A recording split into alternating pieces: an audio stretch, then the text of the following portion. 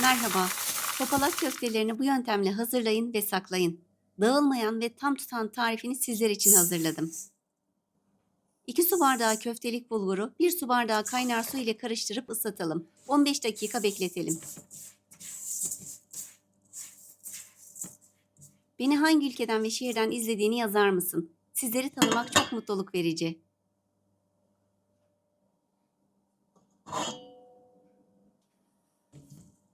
Islanan bulguru karıştıralım.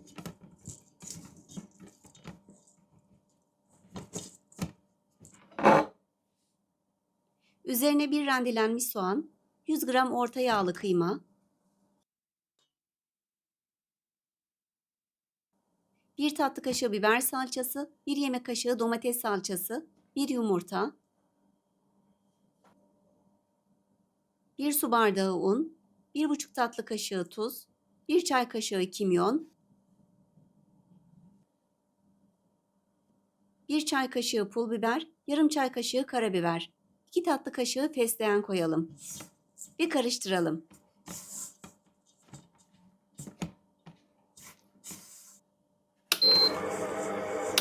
Güzelce yoğuralım.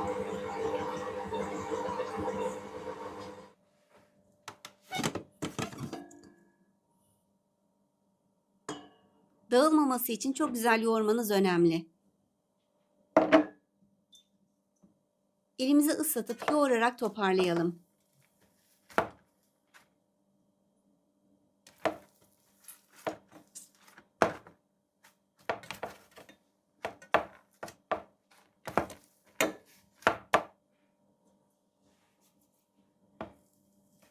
Elimizi yine ıslatalım. Önce küçük parçalara ayıralım.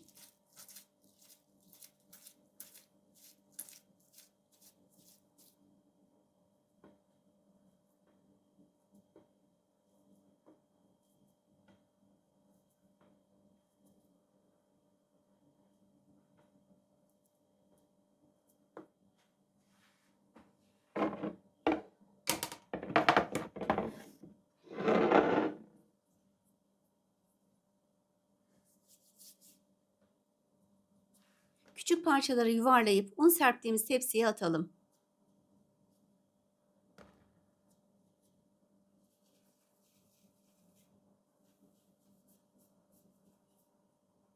Üçerli dörderli yuvarlarsanız çok daha hızlı bitecektir bu şekilde. Bizde buna topça denir. Sizin yörede ne isim verilir? Yorumlara yazın lütfen.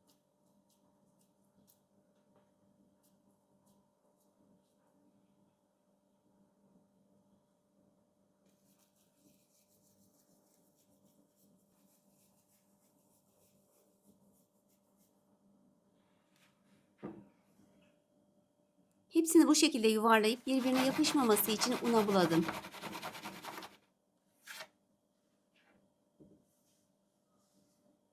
Tepsiyle birlikte dondurucuya koyalım ve donana kadar dondurucuda tutalım.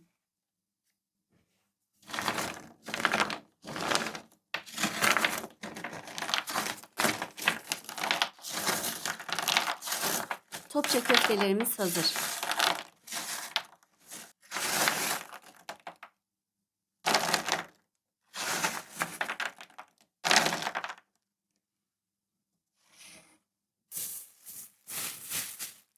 Bir defada kullanacağımız miktarlarda poşetlere dolduralım.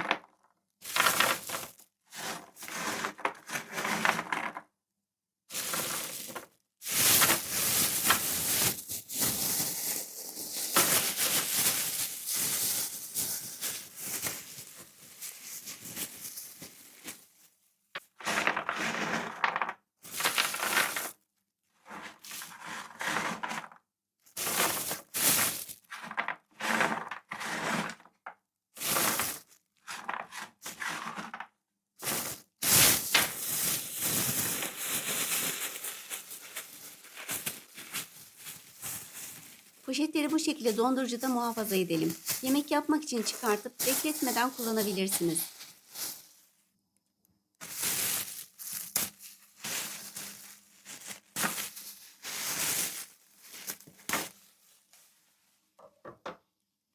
Şimdi sıra nefis bir topalak yemeği yapmakta.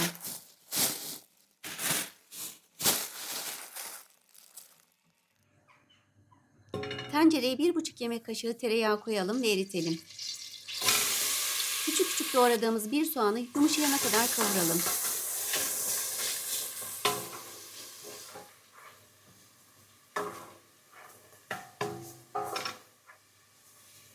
1 kilo haşlanmış dana etini koyalım üzerine ve soğanlarla beraber 2-3 dakika kavuralım.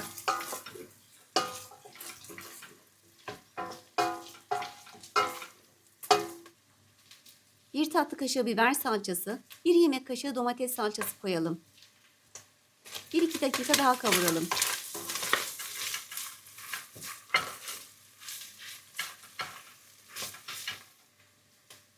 Bir tatlı kaşığı tuz, 2 tatlı kaşığı pul biber, 1 çay kaşığı karabiber.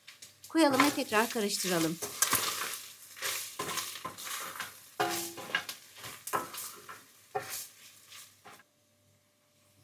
2 su bardağı haşlanmış nohut koyalım.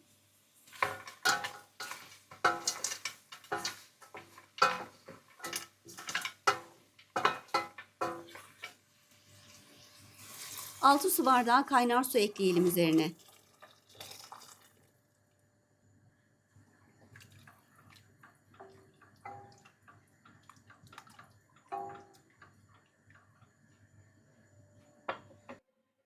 Bir su bardağı da eti haşladığımız sudan koyalım.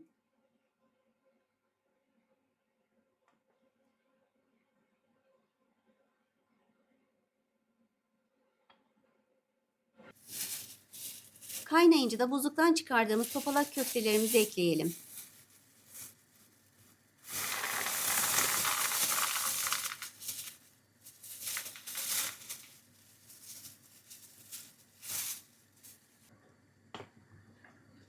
Birbirine yapışmaması için de karıştıralım.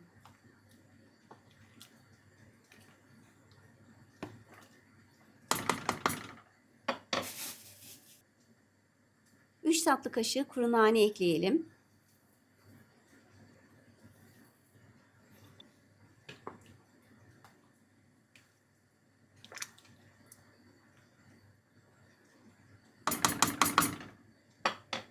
Yemeğe kattığımız tüm ürünler piştiği için topalak köftelerin 5 dakika daha kaynaması yeterli olacaktır.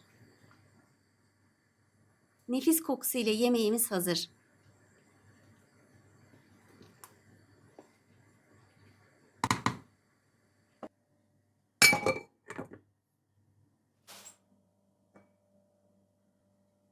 Bir 5 dakika dinlendirdikten sonra da servis edelim. Afiyet olsun.